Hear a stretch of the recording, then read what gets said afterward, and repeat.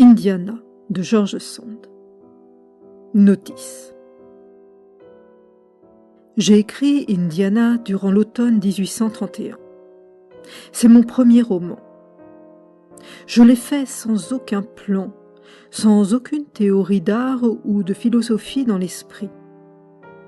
J'étais dans l'âge où l'on écrit avec ses instincts et où la réflexion ne nous sert qu'à nous confirmer dans nos tendances naturelles. On voulut y voir un plaidoyer bien prémédité contre le mariage. Je n'en cherchais pas si long, et je fus étonné au dernier point de toutes les belles choses que la critique trouva à dire sur mes intentions subversives. La critique a beaucoup trop d'esprit, c'est ce qui la fera mourir. Elle ne juge jamais naïvement ce qui a été fait naïvement. Elle cherche, comme disent les bonnes gens, midi à 14 heures, et a dû faire beaucoup de mal aux artistes qui se sont préoccupés de ces arrêts plus que de raison. Sous tous les régimes, et dans tous les temps, il y a eu d'ailleurs une race de critiques qui, au mépris de leur propre talent, se sont imaginés devoir faire le métier de dénonciateur, de pourvoyeur du ministère public. Singulière fonction pour des gens de lettres vis-à-vis de leurs confrères. Les rigueurs des gouvernements contre la presse n'ont jamais suffi à ces critiques farouches. Ils voudraient qu'elles portassent non seulement sur les œuvres, mais encore sur les personnes, et si on les écoutait, il serait défendu à certains d'entre nous d'écrire quoi que ce soit. Du temps que je fis Indiana, on criait au saint-simonisme à propos de tout. Plus tard, on cria à toutes sortes d'autres choses. Il est encore défendu à certains écrivains d'ouvrir la bouche, sous peine de voir les sergents de ville de certains feuilletons s'élancer sur leur œuvre pour les traduire devant la police des pouvoirs constitués. Si cet écrivain fait parler noblement un ouvrier, c'est une attaque contre la bourgeoisie. Si une fille égarée est réhabilitée après expiation, c'est une attaque contre les femmes honnêtes. Si un escroc prend des titres de noblesse, c'est une attaque contre le patriciat. Si un bravage fait le matamor, c'est une insulte contre l'armée. Si une femme est maltraitée par son mari, c'est la promiscuité qui est prêchée. Et de tout ainsi. Bons confrères, sainte et généreuse âme de critique, quel malheur qu'on ne songe point à établir un petit tribunal d'inquisition littéraire dont vous seriez les tourmenteurs. Vous suffira-t-il de dépecer et de brûler les livres à petit feu? Et ne pourrait-on, sur vos instances, vous permettre de faire tâter un peu de torture aux écrivains qui se permettent d'avoir d'autres dieux que les vôtres? Dieu merci. J'ai oublié jusqu'au nom de ceux qui, dès mon premier début, tentaient de me décourager et qui, ne pouvant dire que cet humble début fut une platitude complète, essayèrent d'en faire une proclamation incendiaire contre le repos des sociétés.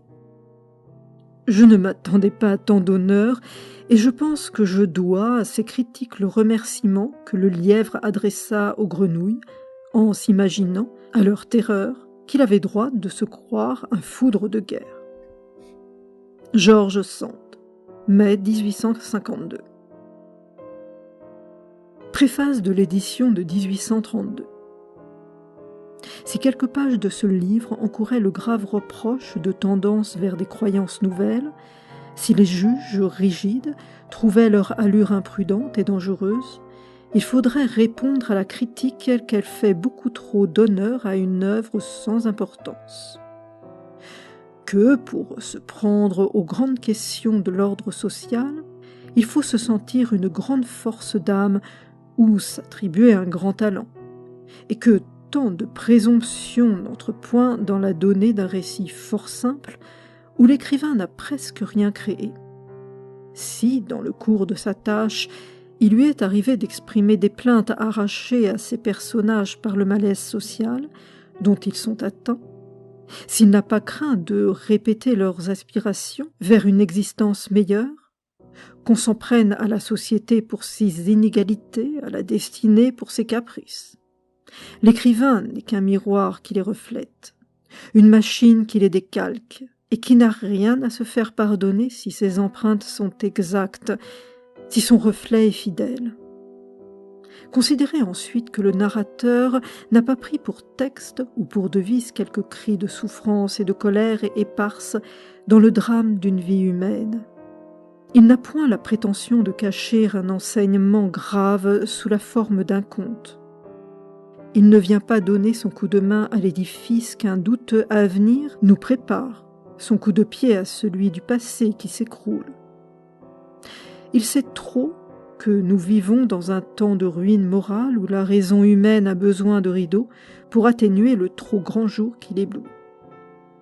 S'il s'était senti assez docte pour faire un livre vraiment utile, il aurait adouci la vérité au lieu de la présenter avec ses teintes crues et ses effets tranchants. Ce livre-là eût fait l'office des lunettes bleues pour les yeux malades.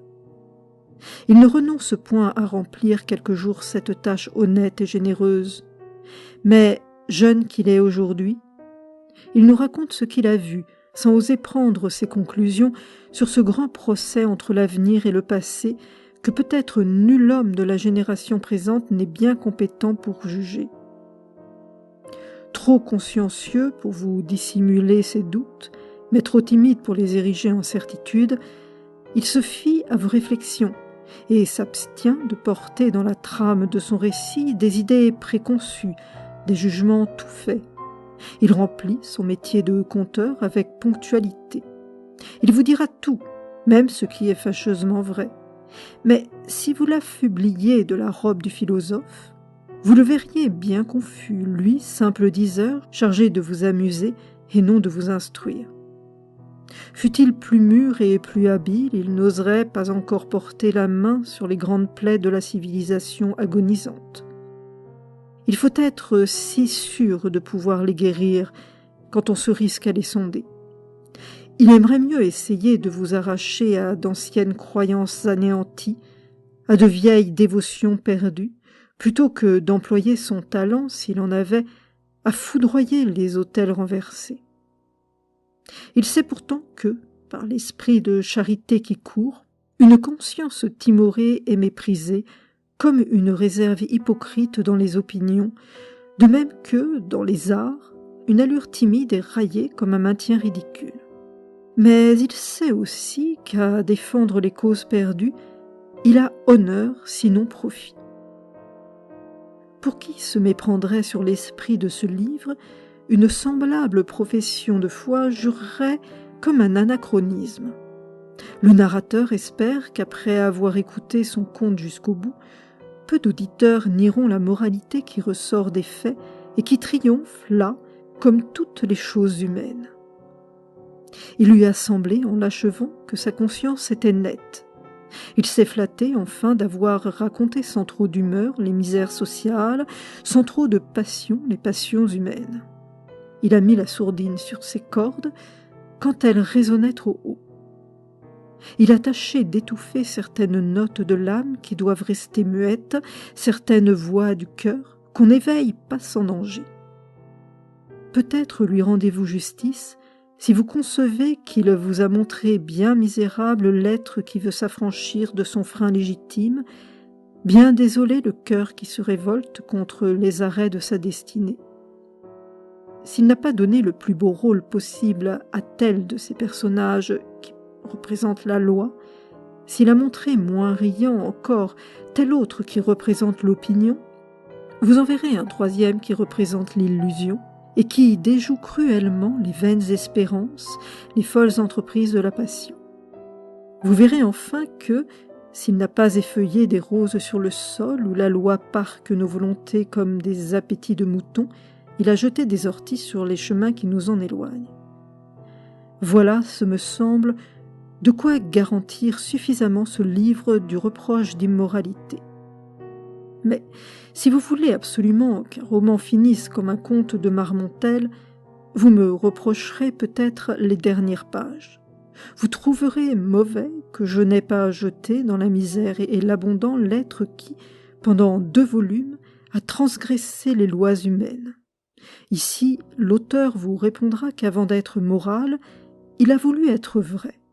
il vous répétera que, se sentant trop neuf pour faire un traité philosophique sur la manière de supporter la vie, il s'est borné à vous dire Indiana, une histoire du cœur humain avec ses faiblesses, ses violences, ses droits, ses torts, ses biens et ses maux.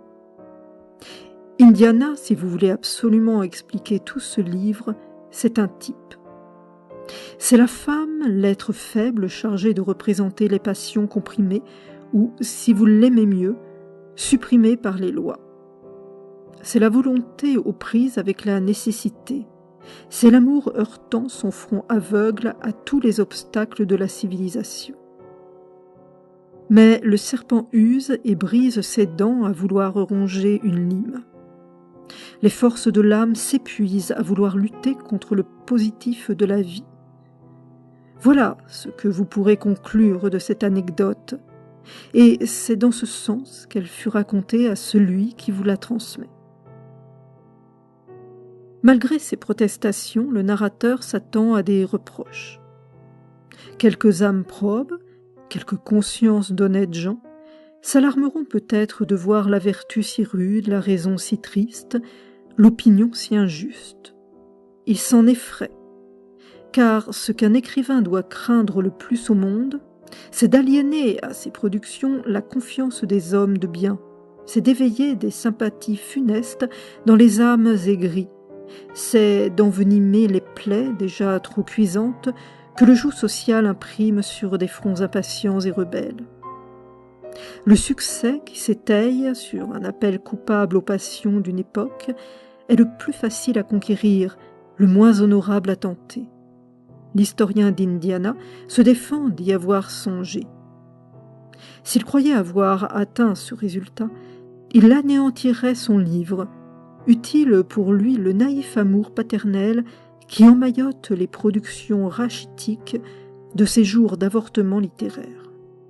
Mais il espère se justifier en disant qu'il a cru mieux servir ses principes par des exemples vrais que par de poétiques inventions.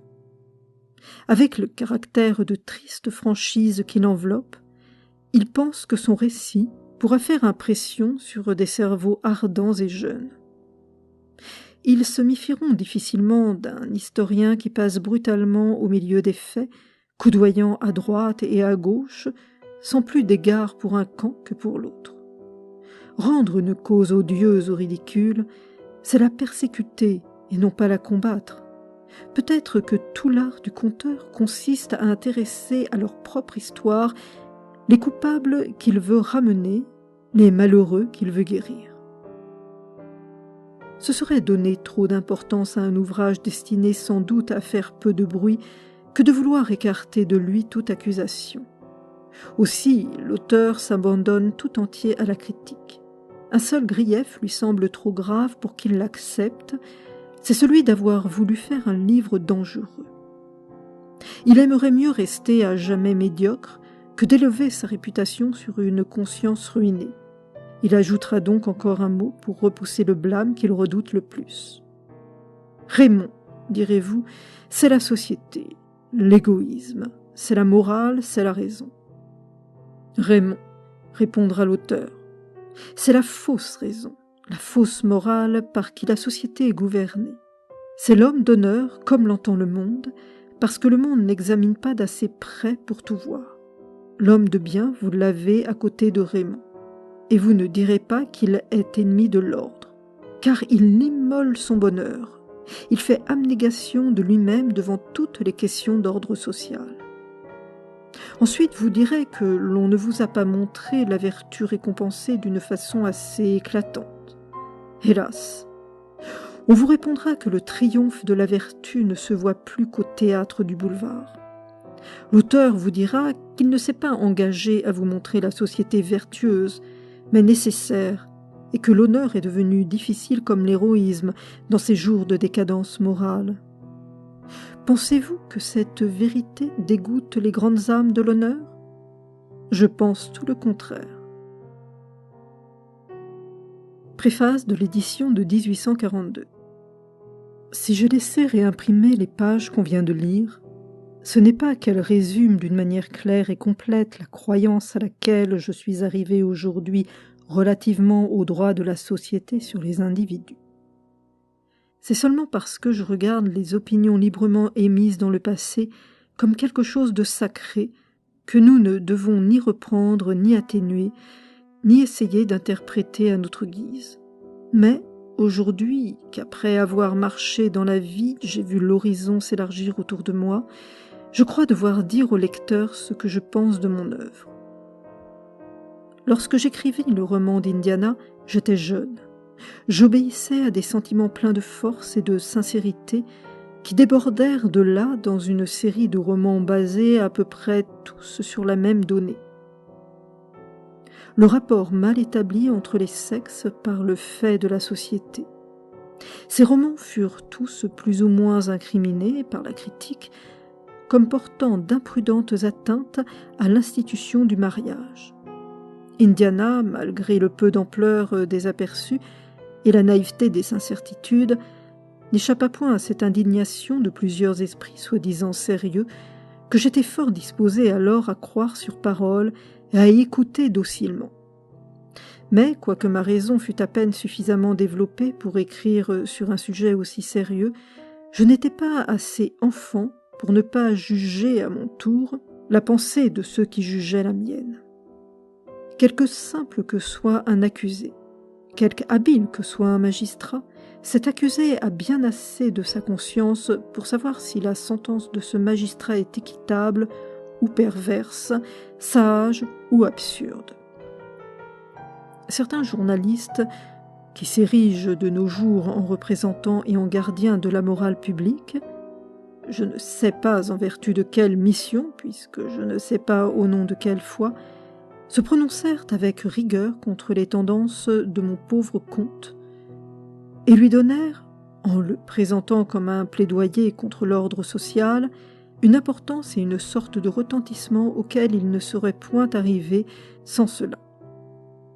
C'était investir d'un rôle bien grave et bien lourd un jeune auteur à peine initié aux premières idées sociales et qui n'avait pour tout bagage littéraire et philosophique qu'un peu d'imagination, du courage et l'amour de la vérité.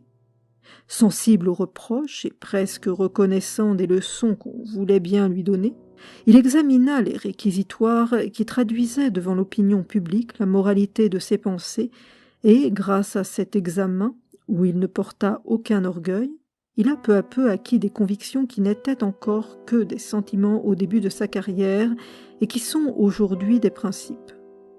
Pendant 6 années de recherche, de scrupules et d'irrésolutions souvent douloureuses, mais toujours sincères, fuyant le rôle de pédagogue que m'attribuaient les uns pour me rendre ridicule, détestant l'imputation d'orgueil et de colère dont me poursuivaient les autres pour me rendre odieux, procédant en suivant mes facultés d'artiste par l'analyse de la vie pour en chercher la synthèse, j'ai donc raconté des faits qu'on a reconnus parfois vraisemblables et peint des caractères qu'on m'a souvent accordé d'avoir su étudier avec soin.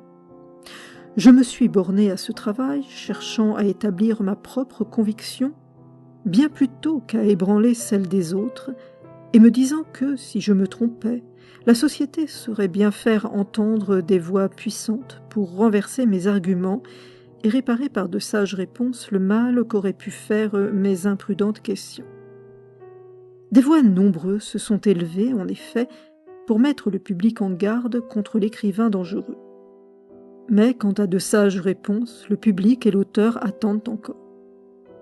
Longtemps après avoir écrit la préface d'Indiana, sous l'empire d'un reste de respect pour la société constituée, je cherchais encore à résoudre cet insoluble problème. Le moyen de concilier le bonheur et la dignité des individus opprimés par cette même société sans modifier la société elle-même. Penché sur les victimes et mêlant ses larmes aux leurs, se faisant leur interprète auprès de ses lecteurs, mais comme un défenseur prudent, ne cherchant point trop à pallier la faute de ses clients et s'adressant bien plus à la clémence des juges qu'à leur austérité, le romancier est le véritable avocat des êtres abstraits qui représentent nos passions et nos souffrances devant le tribunal de la force et le jury de l'opinion. C'est une tâche qui a sa gravité sous une apparence frivole et qu'il est assez difficile de maintenir dans sa véritable voie, troublé qu'on est à chaque pas par ceux qui vous veulent trop sérieux dans la forme et par ceux qui vous veulent trop légers dans le fond. Je ne me flatte pas d'avoir rempli habilement cette tâche, mais je suis sûre de l'avoir tentée sérieusement au milieu des fluctuations intérieures où ma conscience, tantôt effrayée par l'ignorance de ses droits, tantôt stimulée par un cœur épris de justice et de vérité, marchait pourtant à son but sans trop s'en écarter et sans faire trop de pas en arrière. Initier le public à cette lutte intérieure par une suite de préfaces et de discussions eût été un moyen puéril où la vanité de parler de soi eût pris trop de place à mon gré. J'ai dû m'en abstenir, ainsi que de toucher trop vite aux points restés obscurs dans mon intelligence. Les conservateurs m'ont trouvé trop audacieux, les novateurs trop timides. J'avoue que j'avais du respect et de la sympathie pour le passé et pour l'avenir, et dans le combat, je n'ai trouvé de calme pour mon esprit que le jour où j'ai bien compris que l'un ne devait pas être la violation et l'anéantissement, mais la continuation et le développement de l'autre. Après ces 10 années de noviciat, initié enfin à des idées plus larges, que j'ai puisées non en moi, mais dans les progrès philosophiques qui se sont opérés autour de moi, en particulier dans quelques vastes intelligences que j'ai religieusement interrogées et en général dans le spectacle des souffrances de mes semblables, j'ai enfin compris que, si j'avais bien fait de douter de moi et d'hésiter à me prononcer à l'époque d'ignorance et d'inexpérience où j'écrivais Indiana, mon devoir actuel est de me féliciter des hardiesses auxquelles je me suis cependant laissé emporter alors et depuis. Hardiesses qu'on m'a tant reprochées et qui eussent été plus grandes encore si j'avais su combien elles étaient légitimes, honnêtes et sacrées. Aujourd'hui donc, que je viens de relire le premier roman de ma jeunesse avec autant de sévérité et de détachement que si c'était l'œuvre d'un autre, au moment où de livrer à une publicité que l'édition populaire ne lui a pas encore donnée, résolu d'avance non pas à me rétracter, on ne doit jamais rétracter ce qui a été fait et dit de bonne foi, mais à me condamner si j'eusse reconnu mon ancienne tendance erronée ou dangereuse, je me suis trouvé tellement d'accord avec moi-même dans le sentiment qui me dicta Indiana, et qui me le dicterait encore si j'avais à raconter cette histoire aujourd'hui pour la première fois, que je n'ai voulu y rien changer, sauf quelques phrases incorrectes et quelques mots impropres.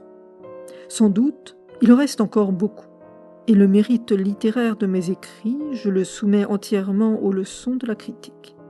Je lui reconnais à cet égard toute la compétence qui me manque. Qu'il y ait aujourd'hui dans la presse quotidienne une incontestable masse de talents, je ne le nie pas, et j'aime à le reconnaître. Mais qu'il y ait dans cet ordre d'élégants écrivains beaucoup de philosophes et de moralistes, je le nie positivement, ne déplaise à ceux qui m'en ont condamné et qui me condamneront encore à la première occasion du haut de leur morale et de leur philosophie. Ainsi, je le répète, j'écris Indiana et j'ai dû l'écrire. J'ai cédé à un instinct puissant de plainte et de reproche que Dieu avait mis en moi. Dieu qui ne fait rien d'inutile, pas même les plus chétifs êtres, et qui intervient dans les plus petites causes aussi bien que dans les grandes. Mais quoi ? Celle que je défendais est-elle donc si petite ? C'est celle de la moitié du genre humain, c'est celle du genre humain tout entier, car le malheur de la femme entraîne celui de l'homme, comme celui de l'esclave entraîne celui du maître, et j'ai cherché à le montrer dans Indiana. On a dit que c'était une cause individuelle que je plaidais. Comme si, à supposer qu'un sentiment personnel m'eût animé, j'eusse été le seul être infortuné dans cette humanité paisible et radieuse. Assez de cris de douleur et de sympathie ont répondu aux miens pour que je sache maintenant à quoi m'en tenir sur la suprême félicité d'autrui. Je ne crois pas avoir jamais rien écrit sous l'influence d'une passion égoïste. Je n'ai même jamais songé à m'en défendre.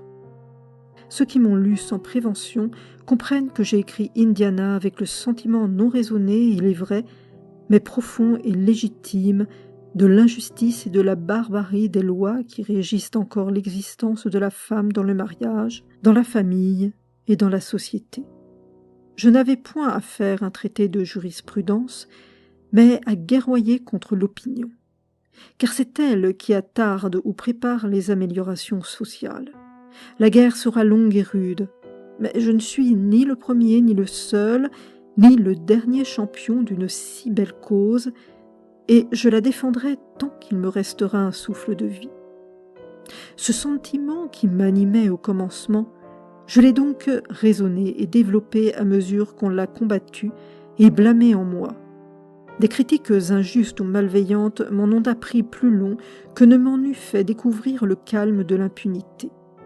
Sous ce rapport, je rends donc grâce aux juges maladroits qui m'ont éclairé. Le motif de leur arrêt ont jeté dans ma pensée une vive lumière et fait passer dans ma conscience une profonde sécurité. Un esprit sincère fait son profit de tout, et ce qui découragerait la vanité redouble de l'ardeur du dévouement. Qu'on ne voit pas dans les reproches que du fond d'un cœur aujourd'hui sérieux et calme, je viens d'adresser à la plupart des journalistes de mon temps une protestation quelconque contre le droit de contrôle dont la moralité publique investit la presse française. Que la critique remplisse souvent mal et comprenne mal encore sa mission dans la société actuelle, ceci est évident pour tout le monde. Mais que la mission en elle-même soit providentielle et sacrée, nul ne peut le nier, à moins d'être athée en fait de progrès, à moins d'être l'ennemi de la vérité, le blasphémateur de l'avenir et l'indigne enfant de la France. Liberté de la pensée, liberté d'écrire et de parler, sainte conquête de l'esprit humain. Que sont les petites souffrances et les soucis éphémères engendrés par tes terreurs ou tes abus au prix des bienfaits infinis que tu prépares au monde ?